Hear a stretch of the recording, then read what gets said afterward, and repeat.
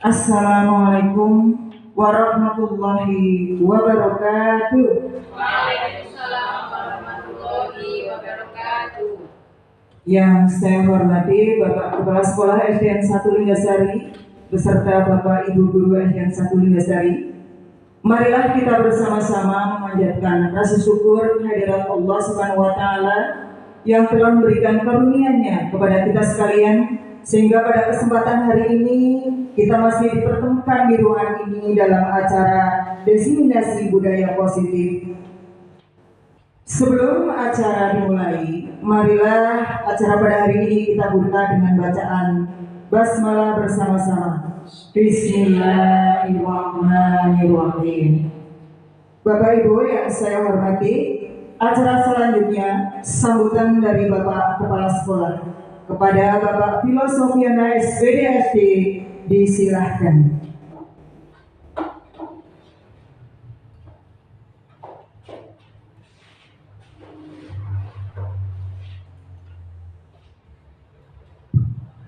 Bismillahirrahmanirrahim. Assalamualaikum warahmatullahi wabarakatuh. Waalaikumsalam warahmatullahi wabarakatuh.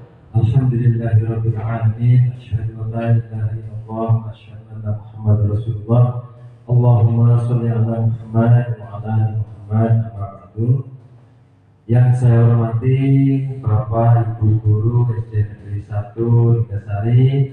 Yang saya hormati Ibu Dian Fitri Dian Rosita selaku calon guru penggerak angkatan 10. Pertama dan yang paling utama, marilah kita terus bersyukur kehadirat Allah Subhanahu wa taala atas limpahan rahmat karunia kenikmatan yang luar biasa. Sampai siang ini kita diberi kesehatan, diberi kesempatan, diberi nikmat yang banyak, sehingga kita dapat melaksanakan aktivitas kita seperti biasa tanpa ada halangan suatu apapun. Sholawat dan salam semoga selalu tercurah berjunjungan kita Nabi Agung Muhammad Sallallahu Alaihi Wasallam beserta keluarga, para sahabat dan para pengikutnya, dan semoga kita semua telah menjadi bagian dari umat beliau yang mendapatkan syafaat di yaumil qiyamah.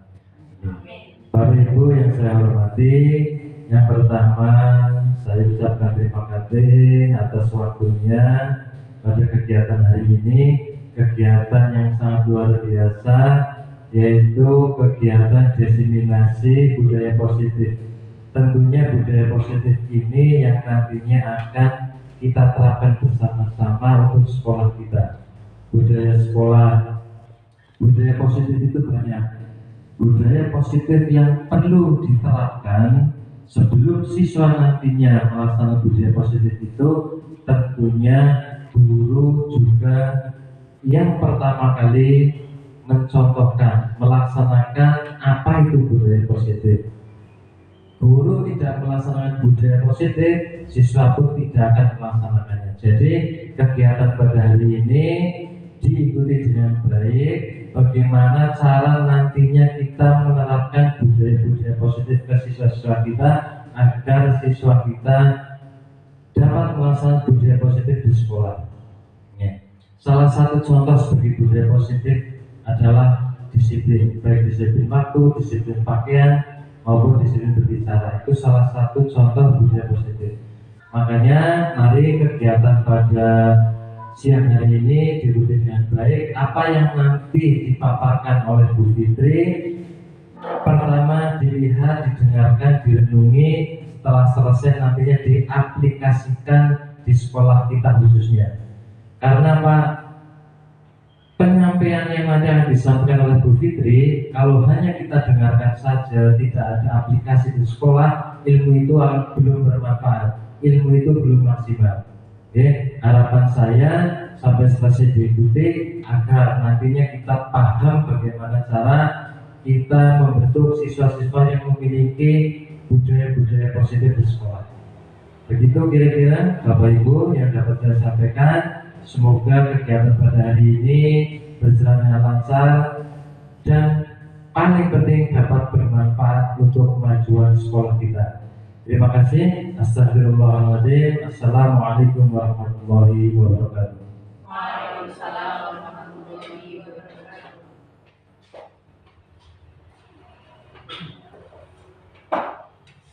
Bapak Ibu yang berbahagia, acara selanjutnya yaitu acara inti Diseminasi Budaya Positif yang akan disampaikan oleh Ibu Fitri Diana Rosita. Kepada Ibu Fitri disilahkan.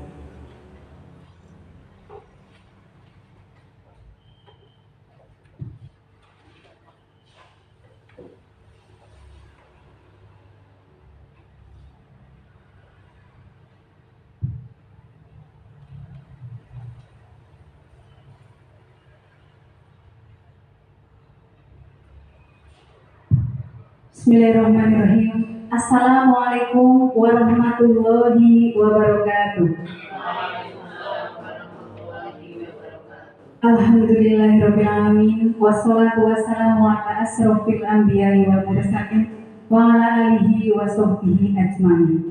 Rabbi shrah li sadri wa yassir li amri wahlul 'uqdatam min lisani yafqahu qawli bi rahmatika ya arhamar rahimin. Yang terhormat Kepala SDN 1 Linggasari, yang kami hormati Bapak Ibu Dewan Guru SDN 1 Linggasari.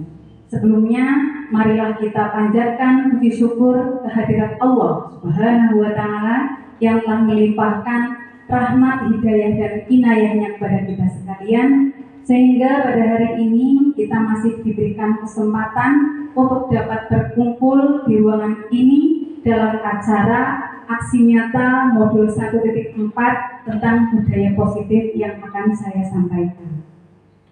Salawat dan salam marilah kita sanjungkan kepada junjungan kita Nabi Agung Muhammad Sallallahu Alaihi Wasallam, dan semoga kita semua menjadi umat terpilih, umat yang nanti akan mendapatkan syafaat dari beliau di yaumul akhir. Amin. Bapak Ibu yang saya hormati, perkenankan saya berdiri di sini dengan tujuan adalah untuk melaksanakan tugas aksi nyata dari modul-modul yang telah saya pelajari sebagai calon guru penggerak angkatan 10. Saya melaksanakan aksi nyata ini semata-mata adalah untuk melaksanakan tugas tersebut yang merupakan implementasi dari modul yang telah saya pelajari.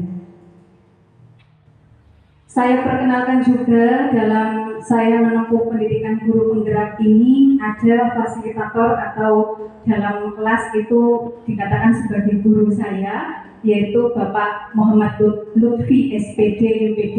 Beliau adalah seorang pengajar di SMA Kampung Laut Kabupaten Cilacap. Kemudian pengajar praktek saya adalah Bu Romlah, yang jika saya sedang melaksanakan pendampingan individu, beliau hadir di sini. Beliau adalah seorang guru di SMP Negeri 1 Punggelan.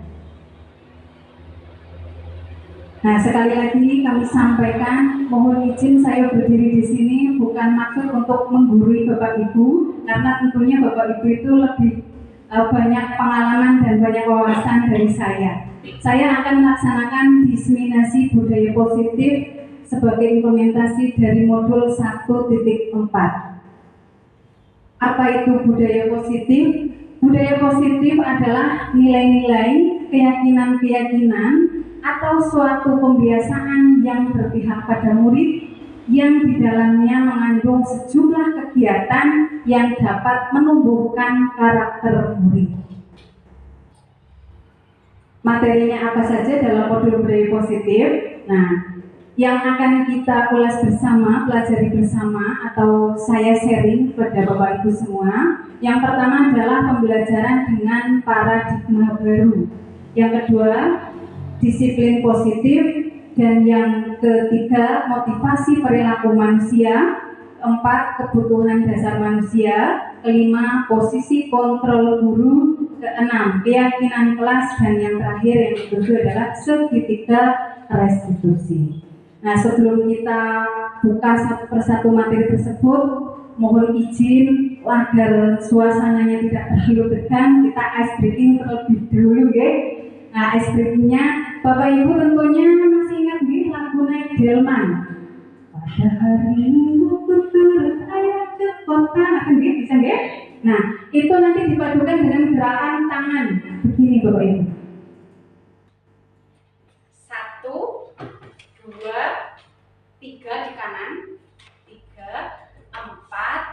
5 ke bawah, 6, 7. Cukup Bang Ali. Sekali lagi coba bersama-sama. 1, 2, 3, 4, 5, 6, 7. Lagi Bapak Ibu. Nah, sekarang sambil berdiri sambil bernyanyi. Monggo nun sewu. Nah, sambil berdiri kita peragakan lagu Naik Delman dengan gerakan tadi. Oke, siap? Konsentrasi. Konsentrasi dimulai kayak anak-anak di kelas G. 1, 2, 3. Pada hari Minggu ku turut ayah ke kota Pokok. Naik delman istimewa, ku duduk di muka pojok, duduk di samping Pak Kusir yang sedang bekerja, mengendali kuda supaya baik jalannya. Tuk tik tak tik tuk tik tak tik tuk tik tak tik tuk. Tuk tik tak tik tuk tik tak, suara sepatu kuda. Sekali lagi agak cepat. Yo, 1, 2, 3. Pada hari Minggu ku turut ayah ke kota, naik delman istimewa, ku duduk di muka, duduk di samping Pak Kusir yang sedang bekerja, mengendali kuda supaya baik jalannya. Tuk tik tak tik tuk tik tak tik tuk tik tak tik tuk. Tuk tik tak tik tuk tik tak, suara sepatu kuda. Oke, tepuk tangan. Silakan duduk kembali. Nah, agak berkeringat deh. Oke, selanjutnya di sini ada pertanyaan pemantik nih Bapak Ibu. Nanti Bapak Ibu jawab dengan jawaban setuju atau tidak setuju dengan mengangkat tangan. Pertanyaan pemantik yang pertama, pemberian hukuman dapat mendisiplinkan anak. Apakah menurut Bapak Ibu guru dengan adanya hukuman itu dapat mendisiplinkan anak? Coba Bapak Ibu yang setuju angkat tangannya. Apakah pemberian hukuman dapat mendisiplinkan anak? Setuju? Aman. Yang tidak setuju? Oke. Oh, saya bingung. Gimana Bu ini? Setuju. Oh, Bu Bini setuju dengan adanya pemberian hukuman itu dapat mendisiplinkan anak. Ada satu yang setuju, yang lainnya tidak setuju. Oke, skip dulu. Lanjut pertanyaan kedua. Guru harus bisa memberikan solusi pada siswa yang bermasalah. Apakah guru itu harus bisa memberikan solusi pada siswa yang bermasalah? Yang setuju pun angkat tangan. Wah, Bu Yanti gimana? Oh, setuju semua. Oke, kita simpan dulu jawabannya. Pertanyaan ketiga, guru berperan sebagai teman untuk siswa. Setuju atau tidak? Yang setuju angkat tangan. Aja tiru-tiru tok ya jawabannya ya. Menurut hati nurani. Oke, setuju semua. Kita simpan dulu. Dan yang terakhir, pemberian penghargaan atau hadiah dapat meningkatkan prestasi siswa. Kira-kira setuju tidak? Angkat tangan yang setuju. Oh, setuju lagi. Oke, kita simpan dulu. Oke, nanti kita jawabannya akan kita ketahui. Kira-kira jawaban yang setuju atau tidak setuju, ideal atau tidak. Oke, simpan dulu ya Bu. Nanti diingat-ingat lagi. Nah, Bapak Ibu, dalam budaya positif ini kita juga flashback, ingat kembali bahwa Bapak Pendidikan Indonesia yaitu Bapak Ki Hajar Dewantara itu mengartikan bahwa pendidikan adalah sebagai tuntunan dalam hidup. Tugas pendidik itu sebagai fasilitator, menuntun segala kodrat yang ada pada anak-anak agar mereka mencapai keselamatan dan kebahagiaan setinggi-tingginya, baik sebagai manusia maupun sebagai anggota masyarakat. Jadi tugas kita sebagai pendidik itu yang ideal itu sebagai fasilitator, ya, memfasilitasi anak, menuntun kodratnya anak itu. Nah, selanjutnya materi yang pertama adalah pembelajaran dengan paradigma baru. Apa itu pembelajaran dengan paradigma baru?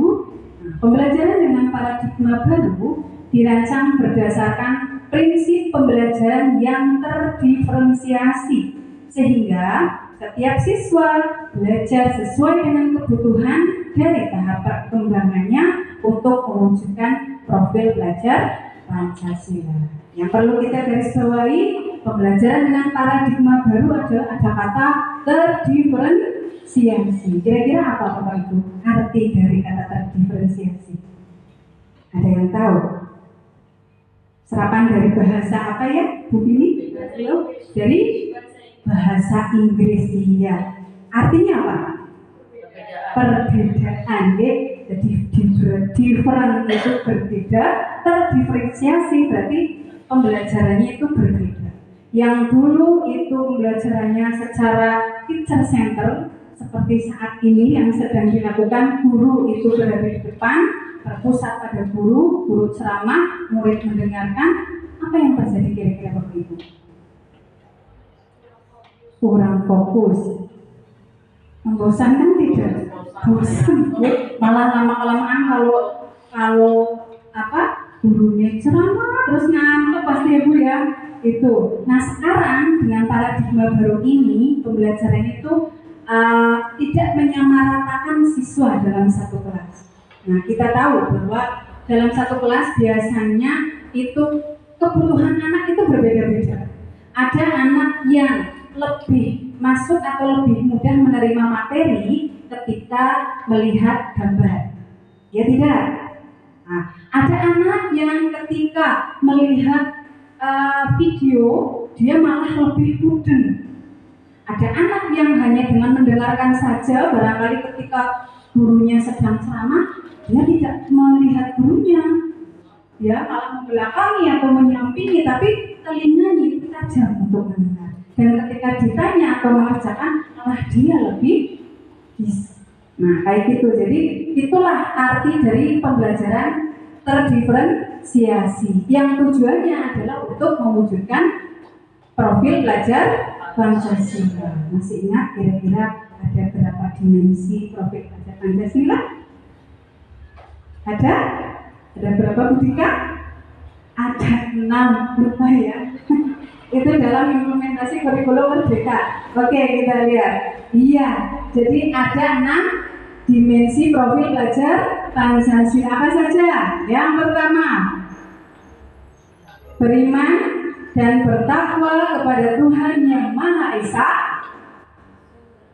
dan berakhlak mulia. Kedua, berkebinekaan global. Ketiga, gotong royong, gambar yang kreatif. Kemudian 5, bernalar kritis, dan yang ke-6, mandiri. Oke, itu adalah 6 dimensi profil belajar Pancasila. Nah, materi yang kedua, disiplin positif. Sebelum ke makna dari ini, menurut Bapak Ibu apa sih arti dari disiplin? Disiplin. Apa menurut Pak Hendra? Menurut pengetahuan yang ringan, disiplin itu apa Pak Hendra? Disiplin adalah sebuah kebiasaan. Kebiasaan, oke. Menurut Bu Novina, apa itu disiplin? Yang terdengar kalau mendengar kata disiplin, apa sih disiplin itu? Tepat waktu, putus 5, apa disiplin? Sesuai dengan porsinya. Nah, ada yang sesuai dengan porsinya, tepat waktu. Sesuatu apa tadi Mas Indra? Kebiasaan. Oke. Nah, dalam kehidupan sehari-hari, makna kata disiplin adalah sesuatu yang dilakukan seseorang kepada orang lain untuk mendapat kepatuhan.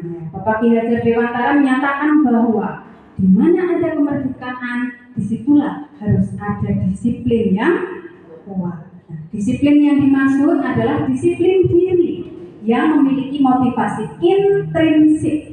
Jika kita tidak memiliki motivasi intrinsik, maka kita memerlukan pihak lain untuk mendisiplinkan diri kita, atau motivasi ekstrinsik yang berasal dari luar diri kita sendiri. Nah, jadi disiplin itu harus datang atau harus lahir dari dalam diri sendiri. ya, melalui sebuah kesadaran. Jadi kalau misalnya kok sudah dilatih atau dicoba untuk disiplin kok nggak lahir-lahir, barangkali butuh motivasi atau butuh masukan dari luar yang disebut sebagai motivasi ekstrinsik ya. Nah, seseorang yang memiliki disiplin diri berarti mereka bertanggung jawab atas apa yang mereka lakukan karena mereka mendasarkan tindakan mereka pada nilai-nilai kebajikan universal. Nah, ada kata-kata nilai-nilai kebajikan universal. Apa itu? Nanti selanjutnya akan kita buka bersama. Sebagai pendidik, tujuan kita adalah menciptakan anak-anak yang memiliki disiplin diri sehingga mereka bisa berperilaku mengacu pada nilai-nilai kebajikan universal dan memiliki motivasi intrinsik, bukan lagi motivasi ekstrinsik. Nah, jadi dengan mengetahui apa saja nilai-nilai kebajikan universal, diharapkan anak-anak itu bisa sadar diri, tahu dan bisa bertanggung jawab. Baik, itu tadi apa yang disebut dengan nilai-nilai kebajikan universal. Nah, nilai kebajikan universal adalah nilai-nilai kebajikan. Kebajikan bukan kebijakan, nilai-nilai kebajikan yang telah disepakati bersama. Nilai-nilai ini adalah ibarat payung besar dari sikap dan perilaku kita. Nilai-nilai ini merupakan fondasi kita untuk berperilaku. Nah, itu jadi kira-kira nilainya baik atau tidak, Nilai-nilai kebajikan baik atau tidak? Baik. Apa saja? Nah, kita akan ulas bersama. Ada 6 institusi yang mengaitkan nilai-nilai kebajikan, tapi yang akan kita kenali bersama ada 3 diantaranya. Yang pertama, seperti yang di awal tadi kita pelajari bersama, nilai kebajikan dari profil belajar Pancasila. Ada berapa, Ada 6. Sekali lagi coba, masih ingat tidak? 1. Beriman dan bertakwa kepada Tuhan yang Maha Esa dan berakhlak mulia. 2. Berkebinekaan global. 3. Gotong royong. 4. Kreatif. 5. Bernalar kritis. 6. Mandiri. Itu bagus-bagus tidak lupa. Bagus, Nah, terus yang kedua adalah nilai-nilai kebajikan universal dari IBO Primary Years Program atau BYP, bahwa sikap murid itu harus memiliki rasa toleransi, rasa hormat, integritas, mandiri, menghargai, antusias, empati, keingintahuan, kreativitas, kerjasama, percaya diri, dan komitmen. Ada 12. Dan yang ketiga adalah nilai kebajikan universal dari The Virtuous Project atau proyek nilai-nilai kebajikan. Ada banyak sekali. Di antaranya ada peduli, rajin, integritas, rasa hormat, dan sampai ke pengertian. Tuh ya, jadi nilai-nilai kebajikan adalah nilai-nilai yang baik. Materi yang ketiga, motivasi perilaku manusia. Nah, motivasi, apa sih arti motivasi? Motivasi artinya apa, Bu? Semangat, putri, dorongan. Bu Yanti apa, Bu? Dorongan, ya. Semangat. Oke. Motivasi perilaku manusia, ya, motivasi itu dorongan.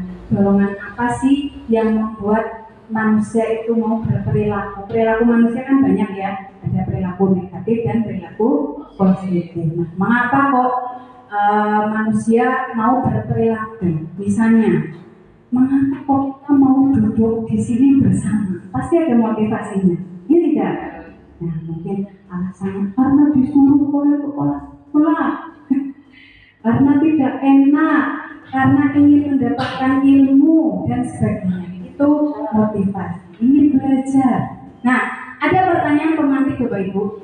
Pertanyaannya, sebagai guru, ketika Bapak Ibu masuk ke kelas untuk mengajar tepat waktu, motivasi apakah yang mendasari tindakan Bapak Ibu? Nah, kira-kira mengapa kok Bapak Ibu mau masuk kelas dengan tepat waktu? Motivasinya apa? Budui coba. Belajarnya tepat waktu, selesainya Ya, biar kegiatan belajarnya tepat waktu. iya, ya. Terus Bu Dika, apa Bu Dika? Menghargai diri sendiri dan teladan bagi murid. Bu Novina, apa Bu Novina? Ingin mendapat pujian dari kepala sekolah. Bu Tusliman, Menggunakan waktu dengan sebaik-baiknya. menggunakan waktu dengan sebaik-baiknya. Bu Vini mau menjawab tidak? Kira-kira apa motivasinya? Kan guru itu dibunuh dan ditiru, maka sebaiknya perilaku kita itu baik, seperti tepat mengajar dengan tepat waktu, maka murid akan melihat bahwa guru itu disiplin seperti itu. Iya, berarti guru itu diburu dan ditiru menjadi contoh ya. Oke, bagus sekali. Nah, jawaban-jawaban itu apakah sesuai dengan yang diharapkan? Kita lihat. Ada 3 motivasi perilaku manusia menurut Dian Gosen. Yang pertama, menghindari ketidaknyamanan atau hukuman.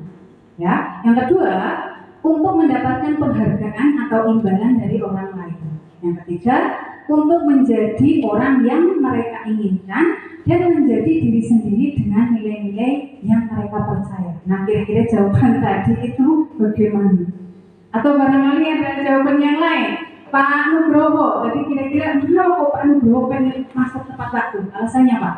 Karena guru itu akan dicontoh oleh murid. Oh iya, sama dengan Bu Vini ya, diburu dan ditiru ya. Oke. Sehati kata Pak Kepala Sekolah, sehati ya.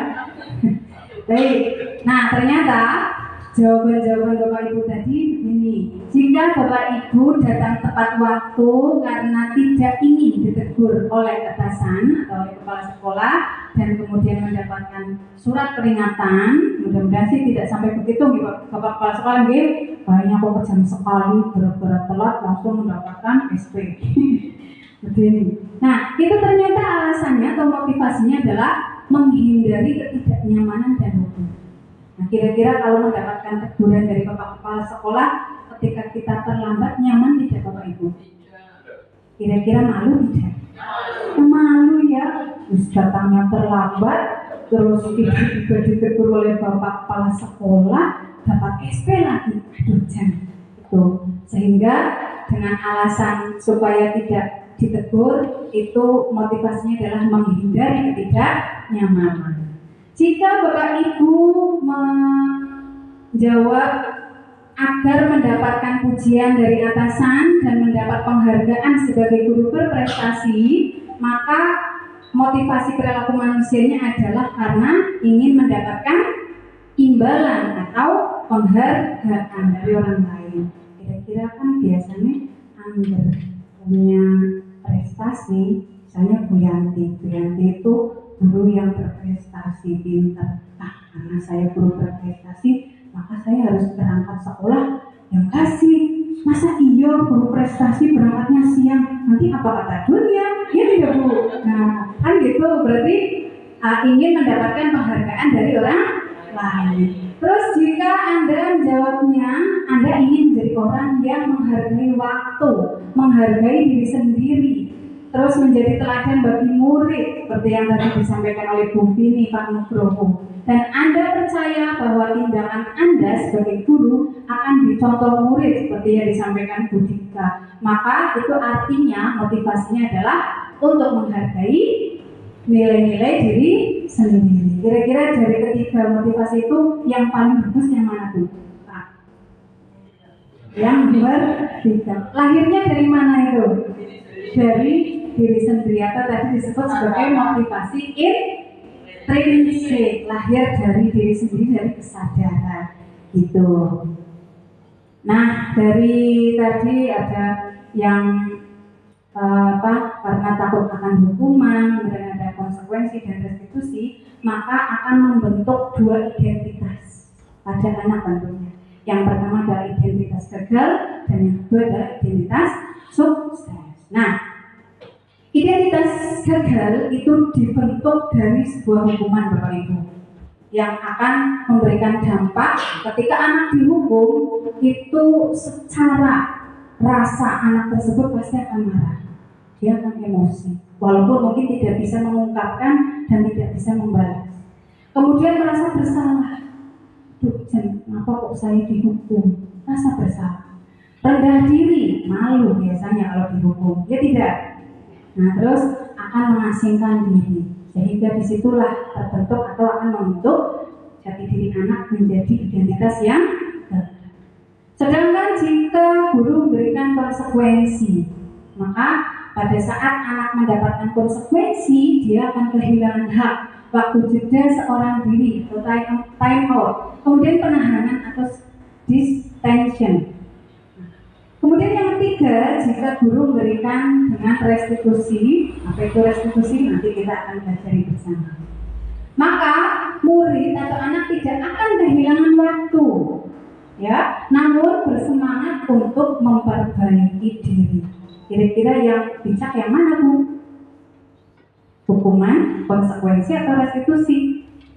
Restitusi, ya. Terus kalau hukuman itu datangnya tiba-tiba, tidak diharapkan atau sangat melukai. Biasanya kalau dihukum kan pasti secara fisik pasti sakit. Ya tidak. Secara psikis itu tadi ada marah, malu, rendah diri, pasti juga sakit, menyakiti, melukai.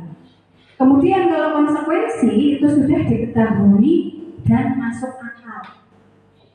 Konsekuensinya apa? Nah, biasanya pasti antara guru dengan murid sudah melakukan suatu kesepakatan. Iya. Sedangkan restitusi juga sama, berupa undangan untuk mengadakan restitusi. Nah, terus kalau hukuman itu hanya searah, dibuat oleh guru untuk murid. Murid tidak ada hak untuk menolak atau memberikan ide, saya tidak mau, tidak seperti itu kalau hukuman, ya. Sedangkan konsekuensi dan restitusi itu dibuat bersama antara guru dan murid.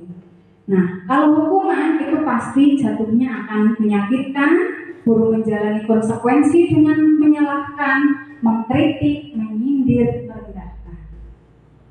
Sedangkan pada konsekuensi itu guru membantu, guru menyatakan peraturan, melakukan peringatan dan menerapkan konsekuensi. Sedangkan pada restitusi menguatkan, guru menyebutkan keyakinan kelas, membimbing kerangka acuan berpikir restitusi untuk murid. Begitu. Jadi perbedaan antara hukuman, konsekuensi, disiplin, restitusi yang nantinya akan membentuk identitas gagal dan identitas sukses. Nah, di sini kita sudah mulai membuka pikiran kita, apa sih yang sebaiknya kita lakukan terhadap anak. Kembali ke pertanyaan teman yang pertama tadi, kira-kira apakah hukuman bisa membuat anak menjadi disiplin? Kan mulai terjawab, ya? Oke. Nah, lanjut. Nah, kalau hukuman tadi itu tidak terencana dan datang tiba-tiba. Misalnya kok ada anak yang masuk kelas datang terlambat, kan kita tidak merencanakan supaya Arif, kamu harus datang terlambat nanti ya. Kan tidak begitu, ya? Jadi tiba-tiba Arif kok malah datang terlambat. Nah, datang tiba-tiba, tidak direncanakan gitu. Terus kalau konsekuensi itu sudah terencana dan sudah disepakati. Biasanya antara guru dan murid kita bersepakat. Ya, kalau yang misalnya tidak mengerjakan tugas yang Bu Guru berikan karena Bu Guru ada kepentingan di kantor, maka nanti kamu akan mengerjakan 2 kali lipat. Itu konsekuensinya. Seperti itu misalnya.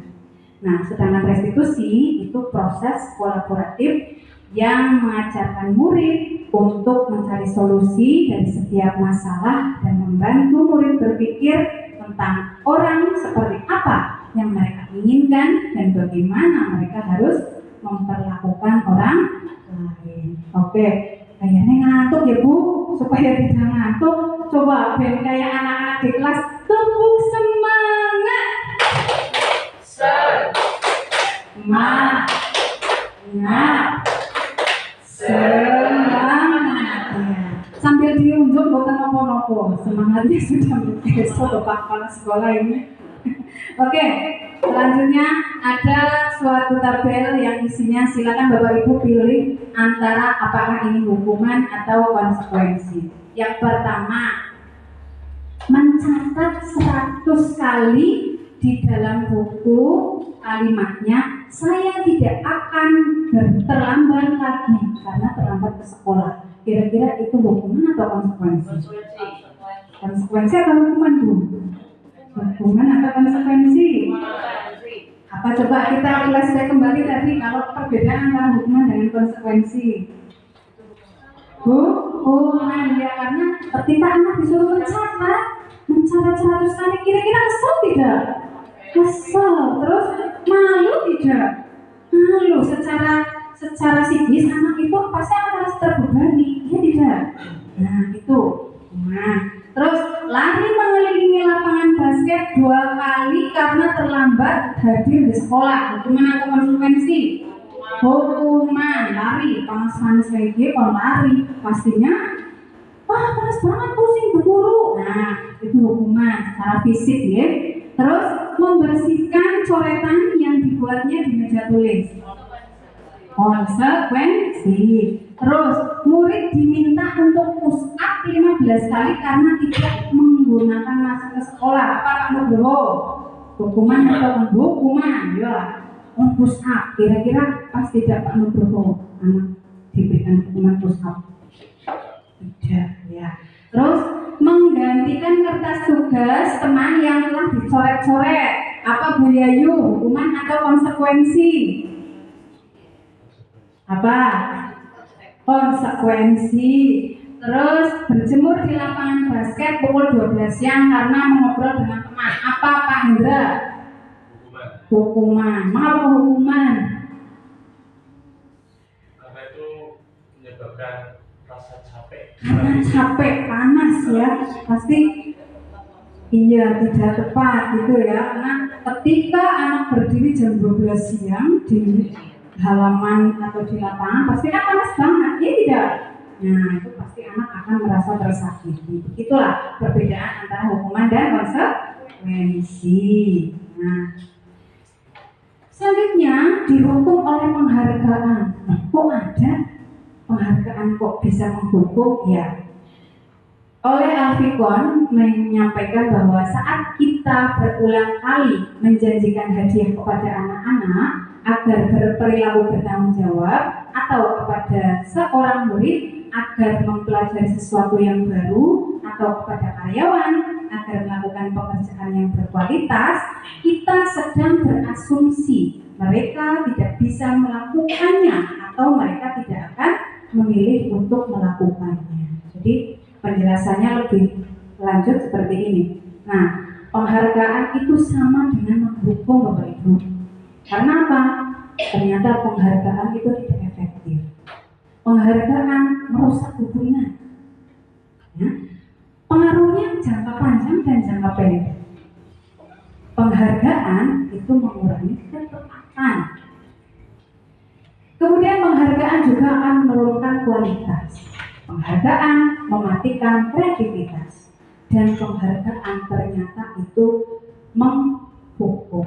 Penjelasannya bagaimana? Penghargaan tidak efektif. Maksudnya gini, jika kita memberikan seseorang atau murid kita suatu penghargaan untuk melakukan sesuatu, maka kita harus terus-menerus memberikan penghargaan itu. Jika kita ingin orang tersebut meneruskan perilaku yang kita inginkan. Ya, misalnya di dalam kelas kita, ya, kita punya murid. Setiap kita mau pembelajaran, mesaki permen. Dengan tujuan, nanti ketika saya bertanya kepada anak didik yang menjawab, maka saya akan berikan hadiah. Atau misalnya dalam olahraga, kalau misalnya anak tersebut bisa mencapai target yang diinginkan, maka saya akan berikan hadiah. Terus seperti itu. Maka anak tersebut itu akan keterusan. Oke, saya kalau pelajaran olahraga supaya saya dapat hadiah, maka saya akan terus menunjukkan yang terbaik. Di kelas juga sama. Biar saya dapat hadiah oleh Bu Yayu, dapat roti, dapat jajan gratis, maka saya harus menjawab dengan benar. Kok bisa tidak efektif? Iya, karena motivasi anak tersebut supaya dapat hadiah, dapat penghargaan. Coba kalau misalnya tiba-tiba kita tidak membawa hadiah, lupa tidak mau sakit permen, lupa tidak menyiapkan penghargaan, kira-kira anak itu bagaimana? Anak akan kecewa, iya kan? Makanya penghargaan itu tidak efektif. Terus yang kedua, penghargaan merusak hubungan. Kok bisa? Nah ini, ketika seseorang diberikan penghargaan atau dipuji di depan orang banyak, maka yang lain akan merasa iri, dan sebagian dari mereka tidak akan menyukai orang yang diberikan penghargaan tersebut. Itu sering kita temukan di kelas. Biasanya anak-anak yang dominan pasti ketika Bu Guru atau Pak Guru mengajar di kelas, kemudian berikan pertanyaan, dia akan cepat banget menjawab, iya tidak? Tapi biasanya anak-anak itu terus gimana? Nah, padahal di kelas itu kan banyak anak yang berbeda-beda. Ada anak yang sebetulnya dia bisa, tapi dia malu untuk menyampaikan idenya. Ada anak yang bisa menjawab, tapi harus dipancing, ditunjuk. Nah, beda dengan anak yang pede banget. Ketika ditanya, langsung Bu Guru saya jawab. Nah, kemudian Bu Guru akan berikan pujian. Biasanya kan begitu Ibu, Pak.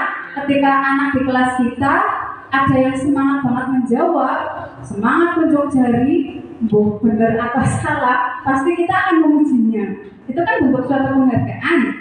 Nah, ternyata ada anak lain yang merasa iri. Mesti sing jawab Jepon baik, mesti sing jawab Pak Inis baik. Sebelum karo baik kan gitu. Nah itulah akan menjadikan atau merusak hubungan, karena anak yang lain itu akan merasa iri gitu. Terus pengaruhnya jangka panjang dan jangka pendek.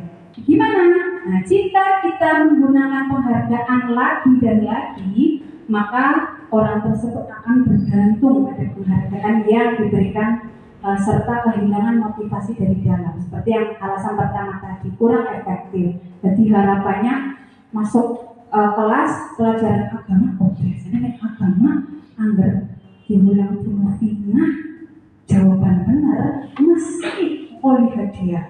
Nah, tapi suatu saat Denovina sedang ada tugas luar. Nah, pelajaran agama lagi ulang Denovina, mesti oleh penghargaan. Lah, belum panen. Nah, kayak gitu misalnya.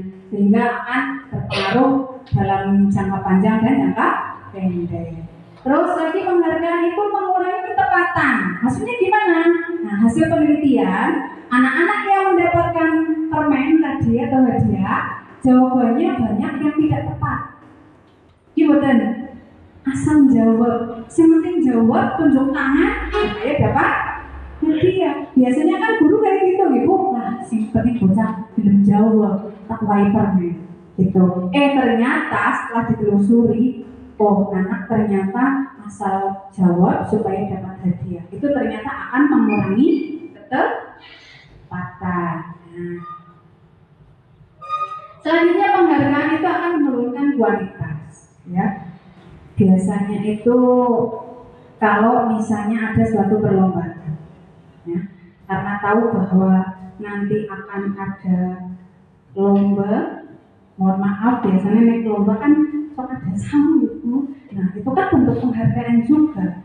Akhirnya anak semangat bayar naik tulisanmu gitu. Maka asal berangkat persiapan kurang jadinya menurunkan hasil. Tuh. Terus penghargaan itu mematikan kreativitas. Maksudnya gimana? Nah, murid-murid diminta berpikir mengenai hadiah atau penghargaan yang bisa mereka dapatkan bila berhasil menulis buah puisi.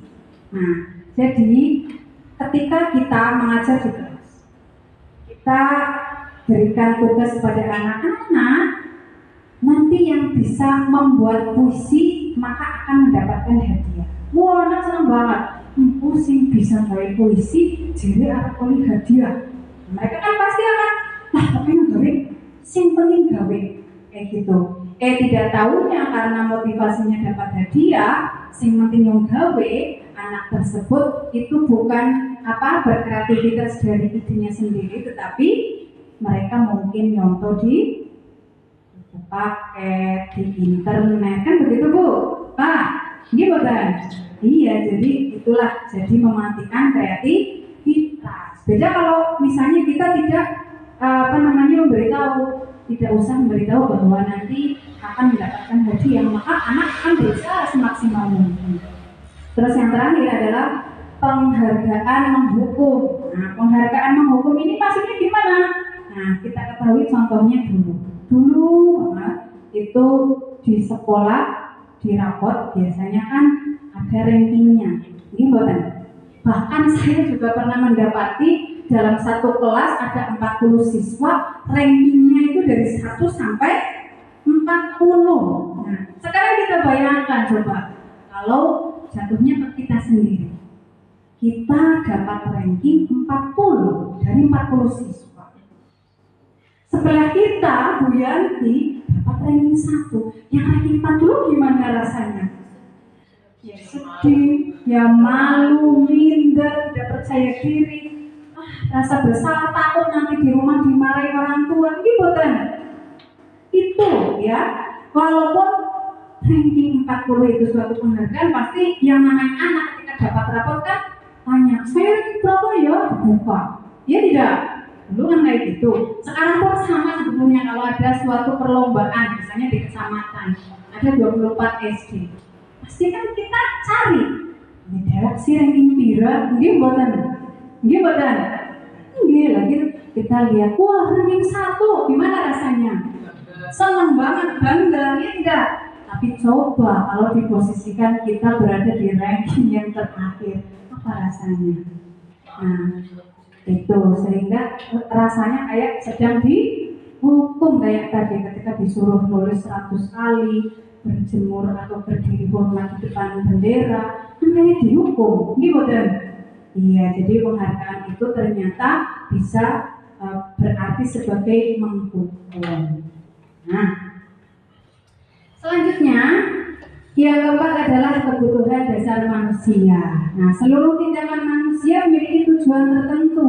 Semua yang kita lakukan adalah usaha terbaik kita untuk mendapatkan apa yang kita inginkan. Ketika kita mendapatkan apa yang kita inginkan, sebetulnya saat itu kita sedang memenuhi satu atau lebih dari kebutuhan dasar kita. Nah, apa sih kebutuhan dasar manusia? Ada 5 loh Pak Ibu. Ada 5 kebutuhan dasar manusia. Yang pertama apa nih Bapak Ibu? Bertahan hidup atau survival. Untuk dapat bertahan hidup kira-kira butuh apa saja? Makan, sandang, papan. Itu kebutuhan primer manusia untuk bertahan hidup, kebutuhan pokok. Yang kedua, kasih sayang dan rasa diterima. Kira-kira manusia atau kita butuh rasa kasih sayang tidak? Butuh rasa diterima oleh lingkungan kita tidak? Iya, itu juga merupakan gimana Bu? Supaya nggak tantrum, iya betul ya. Coba kalau kita tidak diberikan kasih sayang, tidak diterima, pasti kita akan merasa ya ternyata kita dijauhi oleh keluarga kita, oleh teman kita, kan tantrum jadinya, iya tidak? Yang ketiga apa? Kebebasan. Kita juga butuh yang namanya kebebasan. Kalau misalnya kita tiap hari ngadepi bocah, aduh, baik selama 1 tahun, esok maning sampai 6 tahun, bosan tidak kira-kira? Iya, itu jadi kita butuh suatu refreshing ya, supaya kita jadi merasa bebas. Yang keempat adalah kesenangan. Kita butuh bersenang-senang, tadi refreshing, ya, healing, ya. Terus yang kelima adalah penguasaan atau kekuasaan. Apakah seseorang itu butuh yang namanya menjadi seorang yang berkuasa, pemimpin? Perlu tidak? Perlu, ya perlu. Iya, minimal ya untuk dirinya Oke. Untuk mempelajari yang kebutuhan dasar 5 manusia itu, ini ada sebuah kasus ya. Ceritanya ini ada Budika. Budika itu guru wali kelas 2 SDN 1 Linggasari.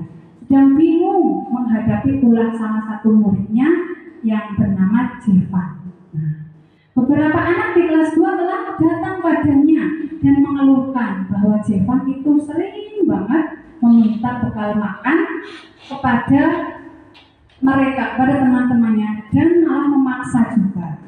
Jika Anda menghadapi masalah seperti Budika, apa yang akan Anda lakukan? Menurut Anda, kira-kira apa alasan Jevan melakukan hal tersebut? Nah, kita ulas kembali kepada 5 kebutuhan dasar manusia. Jevan gue nakal banget, nang sekolah, nang kelas, sering banget gawe kanca-kancane ya gila ya nangis karena memaksa minta makanan. Nah, kita sebagai guru harus bagaimana? Kita tanyakan pada anak, alasannya apa sih? Nah, ini dalam kasus Jevan tersebut, apabila jawaban dari Jevan ketika ditanya oleh Ibu Dika adalah karena dia lapar dan orang tuanya tidak membawakannya bekal makan siang, maka kebutuhan dasar yang sedang berusaha dipenuhi Jevan ternyata adalah kebutuhan untuk bertahan hidup atau survival. Oh, ternyata ketika ditanya oleh Bu Dika, Jevan, kenapa kamu kok memaksa minta makan kepada Hanin? Ternyata Jevan menjawab, saya lapar Bu Guru, saya tidak dibawa bekal makan oleh ibu saya. Oh, ternyata si Jevan itu butuh untuk bertahan hidup. Kira-kira apa yang harusnya dilakukan oleh Bu Dika? Apa? Dia memberi makan karena untuk bertahan hidup. Iya. Terus yang kedua, jika Jevan menjawab bahwa alasannya mengambil bekal makan temannya itu karena dia merasa senang temannya jadi memperhatikan dia. Ketika temannya melaporkan tindakan itu kepada gurunya dan gurunya memberitahu orang tuanya, sehingga guru dan orang tuanya jadi memperhatikan dia, maka kebutuhan dasar yang sedang dipenuhi Jevan adalah kebutuhan kasih sayang atau rasa diterima. Biasanya kan itu, kalau misalnya Jevan dipanggilkan, ini Van, mengapa kok kamu nakal pada Hani? Mengapa kamu merebut makanan Hani? Ya Bu Guru, saya senang. Soalnya Bu Guru jadi datang ke sini. Soalnya jadi ibu saya ngomong ke saya, oh ternyata Jevan itu butuh rasa kasih sayang, butuh diperhatikan. Begitu kadang-kadang ada anak yang dia itu selalu berulah, ternyata karena dia sedang cari perhatian, sedang caper. Nah, apa yang harus kita lakukan sebagai guru?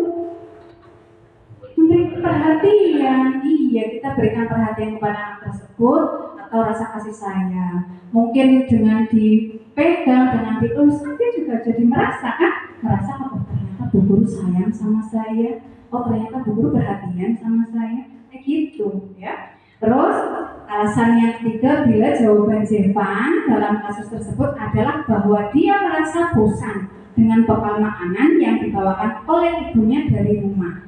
Dia ingin mencoba makanan teman-temannya yang beraneka ragam. Maka Jevan sedang berusaha memenuhi kebutuhannya, yaitu kebebasan. Setelah ditanya oleh Bu Dika, ternyata Jevan itu yang membawa bekal makan. Tapi ternyata setelah ditanya, Bu, saya bosan tiap hari Bu saya kok membawa bekal saya mie terus, gendina dia bosan. Dia tidak. Akhirnya makanya si Jevan merebut makanannya Hanin. Oh, ternyata dia sedang ingin membutuhkan kebebasan. Kira-kira apa yang sebaiknya dilakukan oleh seorang guru? Apa? Komunikasi dengan orang tua. Kita bicara dengan orang tuanya Jevan.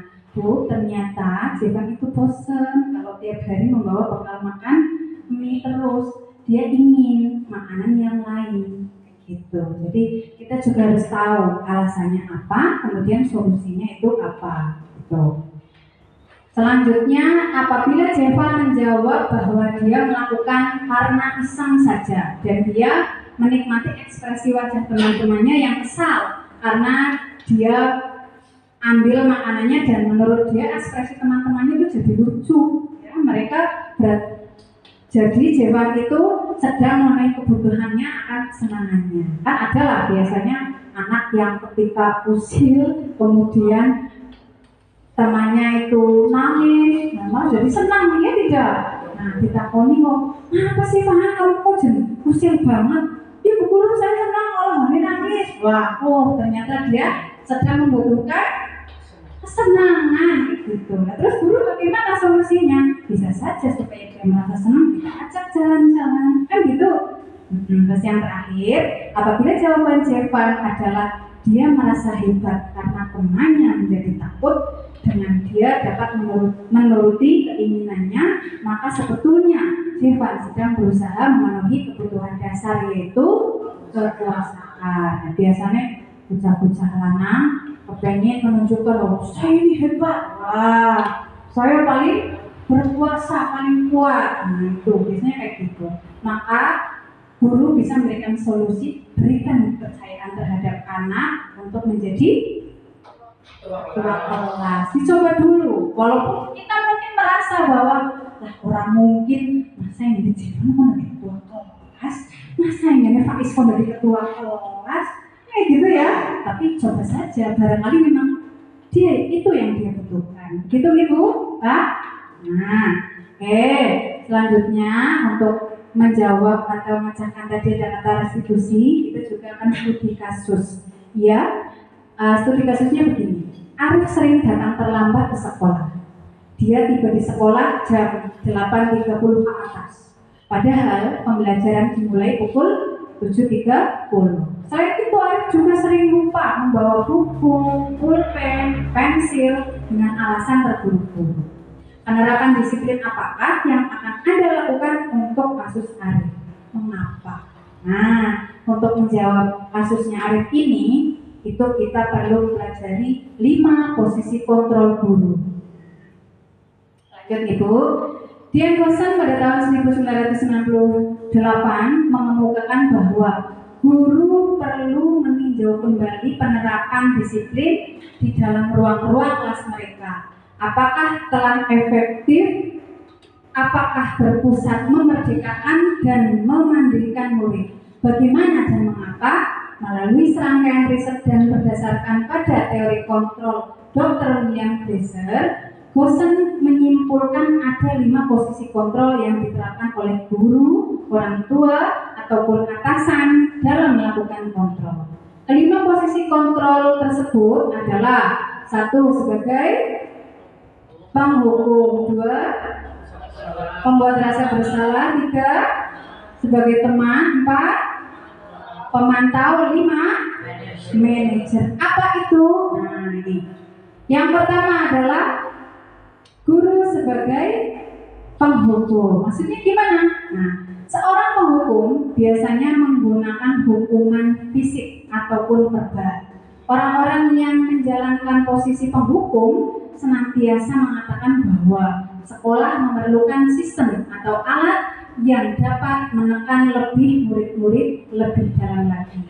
Dan guru-guru yang memposisikan diri sebagai penghukum itu biasanya sering berkata-kata begini, patuhi aturan saya, awas kalau kamu tidak mematuhi aturan. Ya, biasanya kata-katanya itu tegas. Kamu selalu saja salah. Kayak gitu. Itu jika guru memposisikan diri sebagai penghukum. Guru seperti ini senantiasa percaya hanya ada satu cara agar pembelajaran bisa berhasil, yaitu caranya dia. Jadi hanya satu arah saja, hanya dari guru saja menghukum murid-murid.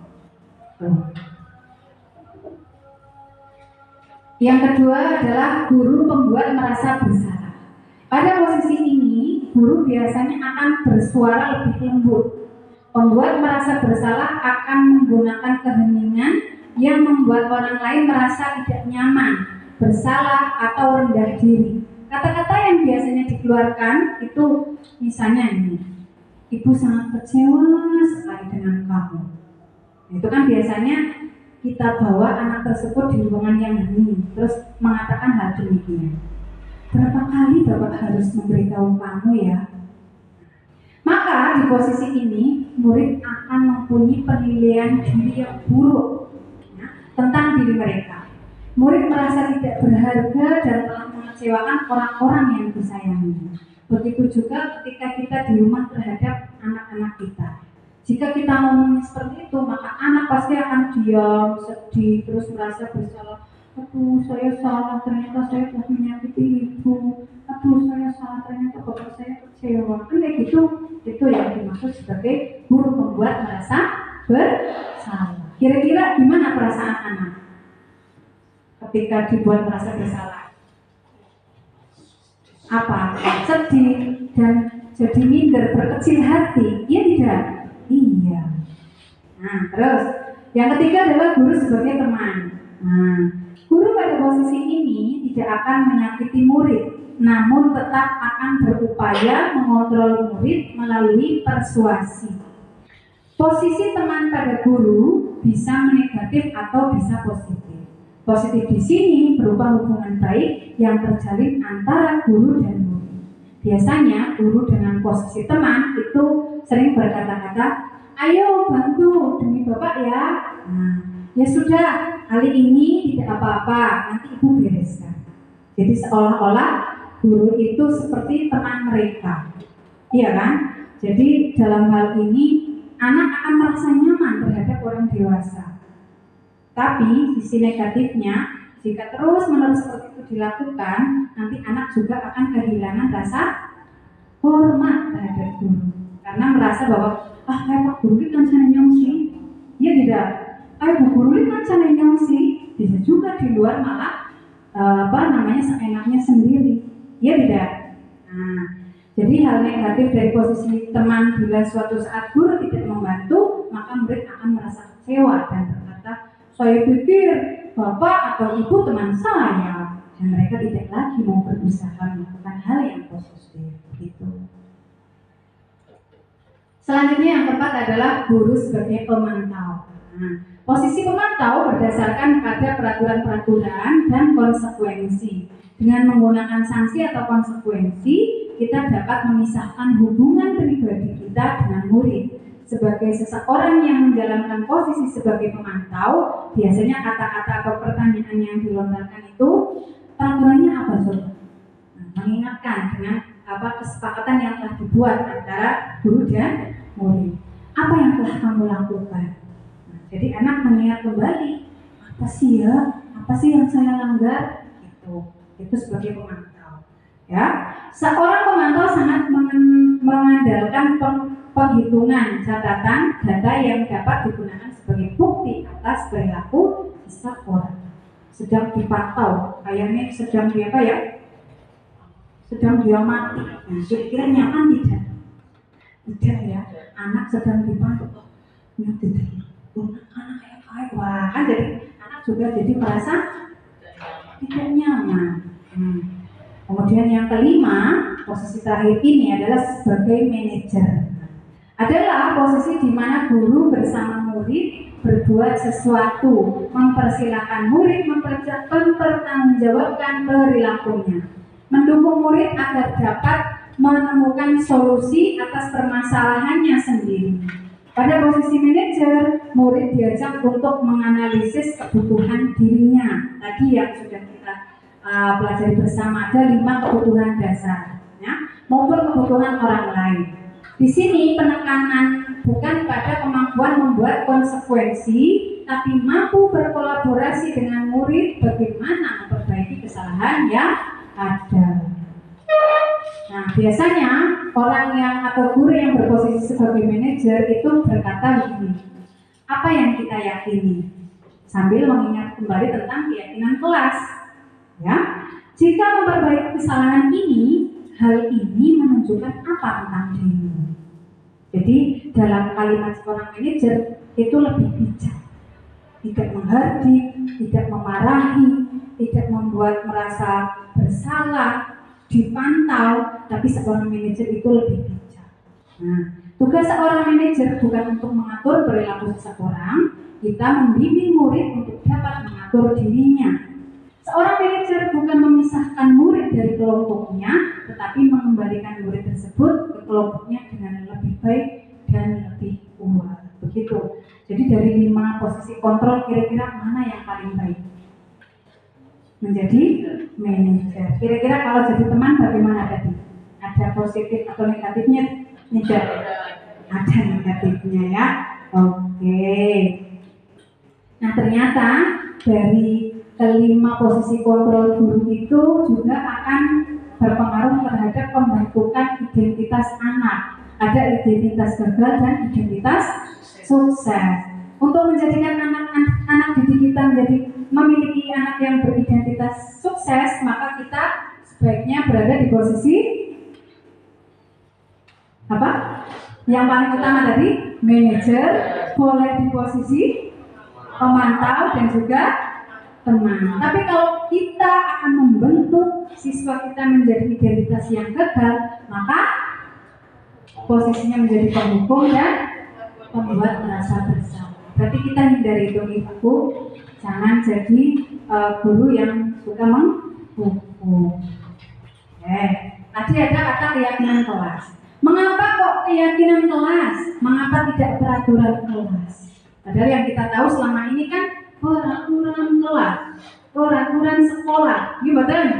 Nah, ternyata di modul ini pun saya baru belajar. Oh, ternyata yang kita sebaiknya kita gunakan adalah keyakinan kelas. Apa itu keyakinan kelas? Nah ini, keyakinan kelas itu berbentuk lebih abstrak daripada peraturan yang lebih rinci dan konkret. Nah, keyakinan kelas berupa pernyataan-pernyataan universal kayak tadi, kata-kata nilai-nilai kebajikan universal, jadi lebih singkat, lebih pendek. Beda dengan peraturan biasanya kalimatnya wow banget, rinci sekali, ya tidak? Terus keyakinan kelas dibuat tidak terlalu banyak sehingga mudah diingat dan juga menggunakan kalimat-kalimat positif. Keyakinan kelas sebaiknya sesuatu yang dapat diterapkan di lingkungan tersebut. Kalau kita buatnya keyakinan kelas ya, yang dipakai di dalam kelas. Semua warga kelas hendaknya ikut berkontribusi dalam pembuatan keyakinan kelas lewat surat pendapat. Jadi di kelas misalnya ada 13 anak, ya 13-nya harus hadir semua. Ada gurunya juga di situ. Terus kita sharing, apa sih yang kita mau untuk kelas kita, apa yang kalian mau untuk diri kalian. Nah, mereka akan mengeluarkan idenya. Saya ingin begini Bu Guru. Nah, jadi setiap anak itu punya ide, ditabung. Nah, terus semua warga kelas hendaknya ikut ya, bersedia meninjau kembali keyakinan kelas dari waktu ke waktu. Jadi misalnya dalam 1 semester selama perjalanannya, oh ternyata ini perlu ditambahi lagi, boleh, karena bisa ditinjau ulang. Nah, contoh keyakinan kelas itu seperti apa? Nah, contoh keyakinan kelas di sini contohnya adalah belajar dengan rajin, menjaga kebersihan, perlu senang, semangat mengerjakan tugas, merasa aman, menghargai dan menghormati, selalu berpikir positif, senantiasa menjadi diri terbaik, percaya diri dan menghargai orang lain, menghormati orang lain dan barang miliknya, berkomitmen terhadap semua tugas dan kegiatan, senantiasa saling membantu. Itu contoh, ya. Tapi dalam penerapannya di kelas kita tidak perlu banyak-banyak Bapak Ibu. Minimal 3, maksimal 7 saja sudah banyak banget, ya. Yang bisa diingat oleh anak tanpa harus membaca. Jadi seperti anak menyadari sendiri keyakinan kelas kita itu apa. Kalau banyak banget sampai 10 sampai 20 kan lupa, ini boten. Tapi kalau hanya sedikit saja, tidak seperti peraturan, anak-anak akan selalu ingat. Tuh. Nah ini kemarin saya sudah mencoba membuat tentang keyakinan kelas. Jadi pertama kita sampaikan bahwa kita di kelas kita ini perlu adanya keyakinan kelas. Kita sampaikan apa sih tujuannya. Nah, terus mereka kita berikan kesempatan untuk silahkan kira-kira idenya apa, ya. Boleh karena mungkin mereka belum paham tentang keyakinan kelas, yang mereka akan tulis itu berupa peraturan, nggak apa-apa, ya, tulis saja. Oh, saya ingin kelas kita itu bersih, saya ingin kelas kita itu yang pikir rajin, berangkatnya pagi, kemudian tidak boleh mengambil atau meminjam barang setiap hari. Nah, anak-anak biasanya kan mereka punya ide, tulis saja kayak gitu. Terus setelah mereka tulis, kemudian mereka tempelkan, karena ini pakai sticky note ya, ditempelkan di papan tulis supaya semuanya bisa tahu, bisa melihat. Setelah itu nanti atas bimbingan guru itu dipilah-pilah atau dikelompokkan. Ini masuknya ke nilai-nilai kebijakan yang mana? Apakah toleransi, ataukah disiplin, ataukah beriman dan bertakwa, seperti itu. Setelah itu dibacakan oleh salah satu anak supaya di situ ada rasa penghargaan, terus semuanya tahu, disepakati bersama, kemudian ditandatangani. Setelah itu keyakinan kelas itu ditempel misalkan di depan pintu supaya setiap hari itu anak melihat, jadi tahu ini keyakinan kelas kita. Begitu. Nah, selanjutnya tadi setelah membuat keyakinan kelas itu difungsikan untuk restitusi. Bapak Ibu sudah pernah mendengar kata restitusi? Pernah, kurang lebih baru tahu. Saya juga baru tahu setelah mempelajari modul 1.4 ini. Restitusi itu adalah proses menciptakan kondisi bagi murid untuk memperbaiki kesalahan mereka sehingga mereka bisa kembali pada kelompok mereka dengan karakter yang lebih baik. Ya, biasanya ini karena anak mungkin melakukan suatu kesalahan, maka bagaimana cara menyelesaikannya? Ini ada cara baru namanya restitusi. Apa itu restitusi? Gimana ciri-cirinya? Nah, ciri-ciri restitusi. Yang pertama, restitusi bukan untuk menebus kesalahan, namun untuk belajar dari kesalahan. Restitusi memperbaiki hubungan bukan hukuman. Restitusi adalah tawaran, bukan paksaan, tidak dipaksa seperti hukuman. Restitusi diri adalah cara yang paling baik ternyata. Restitusi fokus pada karakter bukan tindakan. Nah, restitusi menguatkan. Restitusi menuntut untuk melihat ke dalam diri. Restitusi mencari kebutuhan dasar yang mendasari tindakan seperti kasusnya Jevan tadi. Ya, kebutuhannya apa? Terus apa yang harus kita lakukan? Restitusi fokus pada solusi. Restitusi mengembalikan murid yang berbuat salah pada kelompoknya. Nah, ini ternyata restitusi itu ada 3 tahapan. Ada menstabilkan identitas, validasi tindakan yang salah, dan menanyakan keyakinan. Karena ada 3, maka dibentuk dalam segitiga, maka dikenal dengan sebutan segitiga restitusi. Sambil disambi Bapak Ibu, nah, tinggal sedikit materinya. Ini bagaimana tahapan segitiga restitusi itu. Nah, ternyata yang pertama adalah menstabilkan identitas. Gimana cara menstabilkan identitas? Apa itu maksud menstabilkan identitas? Misalnya gini, ada suatu kasus kita dengar laporan dari ketua kelas misalnya. Oh, di kelas ada anak yang sedang berantem Bu Guru. Kemudian otomatis kita sebagai guru kan datang atau memanggil anak yang tadi bermasalah. Ya tidak? Nah, terus dalam kondisi tersebut anak yang tadi bermasalah pasti dia sedang emosi. Wah, masih kadang-kadang kita lihat deg-degannya masih kerasa banget. Masih deg-deg, kita bisa merasakan. Ya tidak? Nah, itu berarti dia sedang dalam identitas yang kurang baik. Ya, maka kita harus menstabilkannya, yaitu dengan mengubah identitas anak dari orang yang gagal karena melakukan kesalahan menjadi orang yang sukses. Itu yang pertama. Yang kedua, validasi tindakan yang salah, yaitu menemukan cara efektif untuk memenuhi kebutuhan dasar anak. Kita tanyakan pada anak tersebut. Ya, Yang ketiga adalah menanyakan keyakinan. Itulah pentingnya mengapa kok ada keyakinan kelas. Nanti di tahap yang ketiga, yaitu menghubungkan nilai-nilai yang dipercaya anak dan berpindah menjadi orang yang dia inginkan. Nah, contoh penerapannya bagaimana tentang segitiga restitusi? Ini, kita sedang berusaha untuk menstabilkan identitas. Kalimat yang bisa kita sampaikan ke anak yang tadi berbuat salah itu contohnya. Berbuat salah itu tidak apa-apa. Tidak ada manusia yang sempurna. Bu Guru juga pernah melakukan kesalahan seperti itu. Kita bisa menyelesaikan ini. Nah, dengan kata-kata yang seperti itu, anak yang tadinya deg-degan, yang tadinya emosi, apa akan rasanya kira-kira? Cooling down, menjadi tenang, iya tidak? Nah, misalnya kita sambil menepuk punggung. Bu Guru juga pernah kayak kamu merasa melakukan suatu kesalahan. Gak apa-apa. Anak jadi yang tadinya emosi, marah, dia akan jadi tenang. Ya, itu menstabilkan identitas. Yang kedua, validasi tindakan yang salah. Kita bisa mengungkapkannya dengan kalimat, kamu pasti punya alasan mengapa kamu melakukan itu. Kamu patut bangga pada dirimu sendiri karena kamu telah melindungi sesuatu yang penting. Padahal mungkin kamu bisa melakukan hal yang lebih buruk.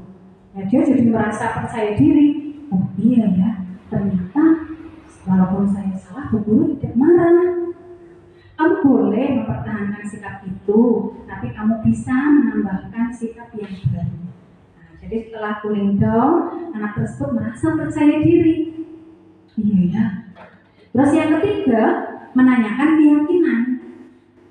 Apa nilai-nilai umum yang telah kita sepakati dan kita yakini? Anak jadi mikir, oh iya, di kelas kita kan ada keyakinan kelas. Apa bayangan kita tentang kelas yang ideal? Iya ya. Kamu mau menjadi orang yang seperti apa? Kita memberikan tawaran. Kamu mau jadi orang yang seperti apa? Anak jadi mencari sendiri solusinya dengan adanya arahan dari guru.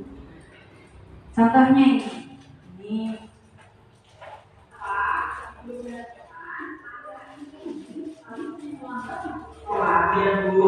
Menurut kamu sudah berapa kali kamu terlambat?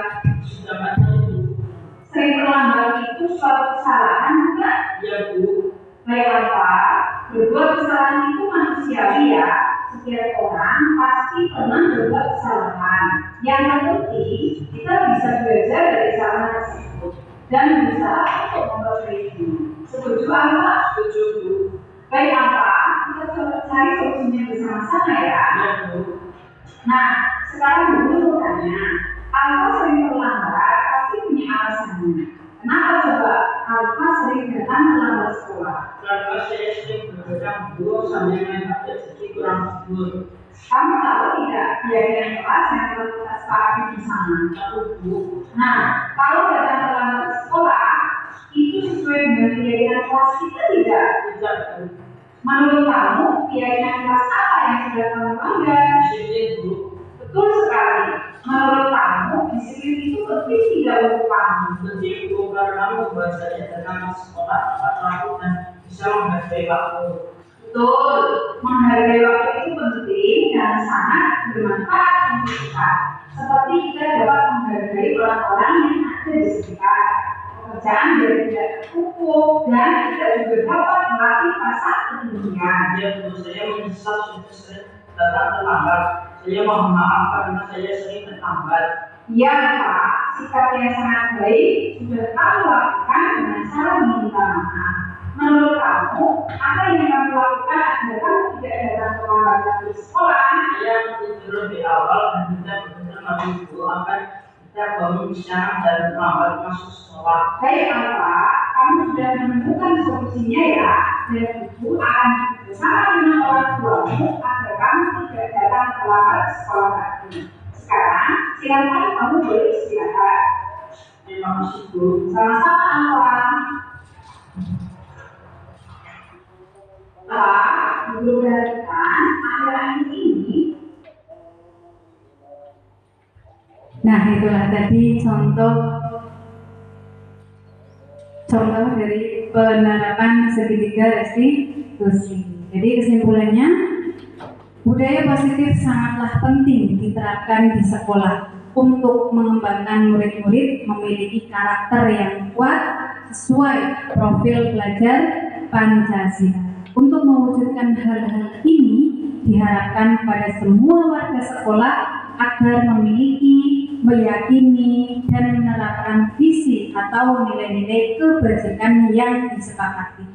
Dan jika suatu saat muncul kondisi di mana murid berperilaku tidak pantas atau melanggar keyakinan kelas, maka perlu dijalankan pendekatan budaya disiplin positif yang dinamakan restitusi. Nah, ternyata sudah dipungkaskan Bapak Ibu. Demikianlah materi tentang budaya positif yang dapat saya sampaikan. Kurang lebihnya, jika ada yang bermanfaat, mudah-mudahan bisa diterapkan di sekolah kita, dan ini datangnya dari Allah. Jika ada kekurangan, itu murni dari saya pribadi. Dari saya cukup sekian. Billahi taufiq wal hidayah. Wassalamualaikum warahmatullahi wabarakatuh.